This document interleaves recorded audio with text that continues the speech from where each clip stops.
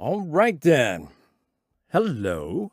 All right, so in this video, we're going to discover a couple of different ways to install server core versus GUI. All right, so let's get right to it.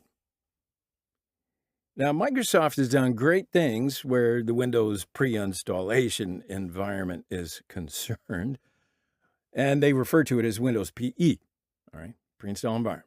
So it may surprise you to learn that the graphical 64-bit shell that guides you through the entire installation process was a novelty in Windows 2008 and then even with Windows Server 2012.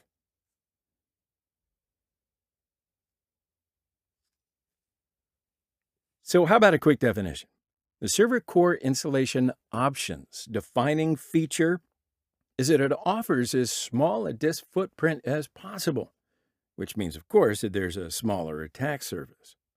So if you're running a server on a server core installation, these are the only supported roles: Active Directory Domain Services, or ADDS, Active Directory Lightweight Directory Services, ADLDS, DHCP server, DNS server, File Services, Print Services, Streaming Media Services, and Web Server, or IIS. There is no desktop in server core. So how about another quick definition? A GUI installation is the default recognizable installation process that boasts a larger disk footprint and includes a graphical user interface, or GUI. Installing via GUI provides access to more applications, but it also comes with an inherent risk, or sometimes known as bloat.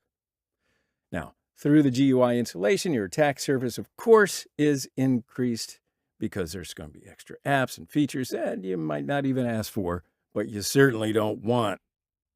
All right. So before Windows Server 2012, the options for installation methods were very limited, although it may seem kind of outdated now. 2012, never mind. The history of installation options is what's important to understanding how the IT career field has evolved. So understanding these options can also be important for anyone working in an organization that uses Windows Server 2012 because it's out there. Its market share is estimated to be about 39%, so that's quite a few sysadmins. Now, for those of us who have been around the IT world for, let's just say, a few years, the memory of installing Windows NT Server 4.0 is still fresh. If you're in your 20s, or maybe you've only been doing IT for a few years, just sit back and let me tell you how it was back in the day. Because it took 3 1.4 megabyte floppy disks. Yeah, Google that if you don't know what a floppy disk is. 3 1.4 megabyte floppy disks to boot the computer up and to do the initial install phase. And that was a blue screen character-based 16-bit interface. No mouse, no network, driver installation needed to be done with local media. It was only after the initial reboot that you get a bare bones GUI shell with mouse support. Bottom line here, installing the OS back in those days was a major pain.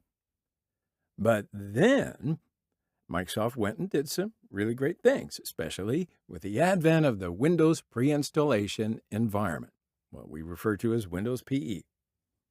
So starting with Windows Server 2008 and improving upon Windows PE in Windows Server 2012, we now have a graphical 64-bit shell throughout the entire installation process. It's a luxury. All right, but all joking aside, it's much less of a headache. In fact, now there are actually different approaches and options for how much of a disk footprint you want to take up and expose. So you want to talk about options, do you? See, now we have 2 installation modes. This is the choice between what was actually introduced in Windows Server 2008. The first is Server Core installation. Server Core doesn't actually have this graphical shell and was designed to minimize the attack surface of a machine and improve its performance. 2 really great things. The second is with this GUI. So GUI installation gives you a number of apps and tools, whether you want them or not, because, well, mainly this graphical shell. So these are apps like Windows Explorer and Microsoft Management Console interface, and you get the idea. Now, Server Core is the default option, unless you override it. Your Windows Server 2012 installation is going to give you Core, but you can also switch between installation modes in Server 2012. So that approach involves dynamic interface switching, and with that, you can go back and forth between Server Core and GUI. So that gives system administrators flexibility. If you know how, you can always make your workflow look the way you want it to be. You could start with installing a server with a GUI option, then performing initial configs using your favorite tools, then switching to your Server Core to improve the performance and security of the box. So Windows Server 2012 also came with a new intermediate state called this minimal server interface. So with that state, you have a GUI installation, or you could switch to the GUI and then you can strip away some of the elements, but not all. In the minimal server interface, you can improve the server graphical shell, but retain access to core graphical tools like Server Manager, MMC, and a subset of the control panel options. So the bottom line here is Microsoft has given systems administrators much more flexibility in terms of how Windows is run on our networks and devices. Bravo!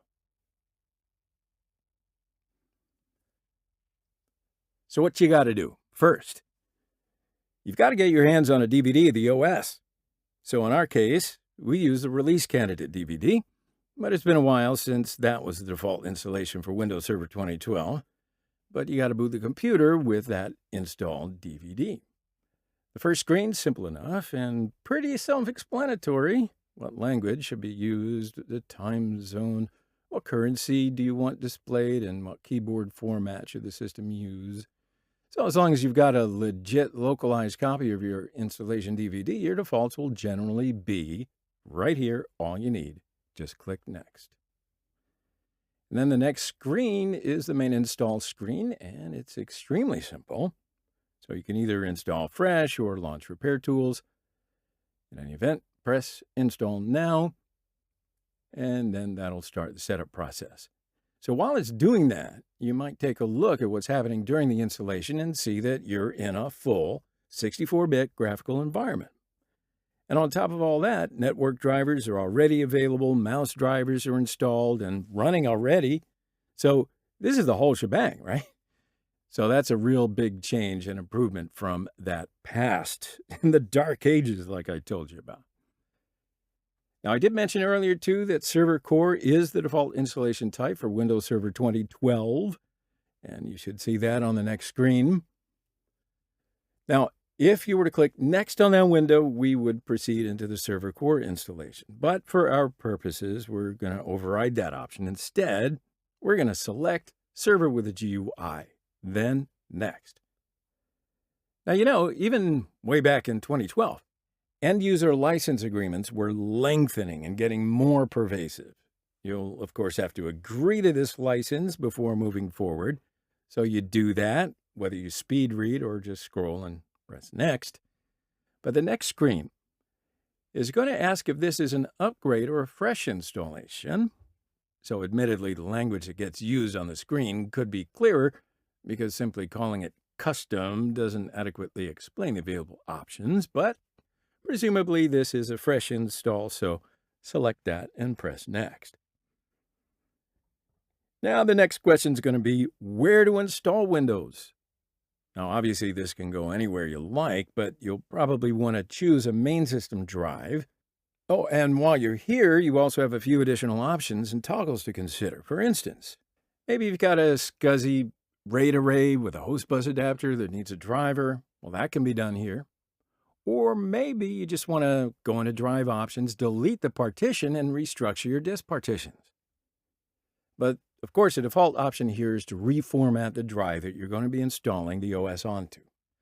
It'll ask you before doing so if you're okay losing all the data on the drive, so go ahead and click Next, and the format should really only take a few seconds. All right, so once you've gone through these very simple steps, you're basically finished. Now, the prompts here will inform you that the computer will restart several times. It might take several minutes. It might take it might take a while. You know the routine.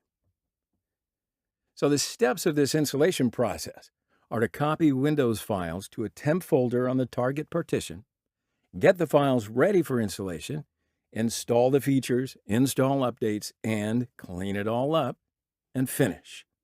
But it all happens automatically. See, one nice thing about the GUI installation is that you can see down here at the bottom of the screen that there are really just 2 steps: collecting information, installing Windows. I don't know if you remember your history, but way back in Windows 98, Microsoft ran what were essentially advertisements in a banner along the screen during the installation. That was always a questionable choice, and some actually thought it was annoying and even offensive, but whatever. They've now done away with that, and what we're left with is as minimal a setup interface as you can get. Now what? So after the system reboots, you'll be taken through the orientation wizard, and first you'll be asked to assign a password to the built-in administrator account. So do that, and then confirm by clicking Finish. And it should probably go without saying, but you gotta make sure that you use a strong password that you can remember. Of course, it would not be good to forget this or misplace this particular password, but you know how to do that. So once you finish this previous step, your settings will be finalized, and it's going to be time to log in. So hopefully you remember that gosh darn password. Okay, so press Control-Alt-Delete to sign in, and upon doing so, type in the password that you've created and remembered. Next, the rest of the setup wizard runs. And then after all that's done, you'll find yourself in the traditional Windows desktop by default. Now what's more, you'll also see that the new revamped server management tool runs. All right, well, there you go. We're going to wrap it up here. We've learned a couple of different ways to install Server Core versus GUI. I'm sure you got a lot out of it. Stay tuned, though. I want to see you on the other side.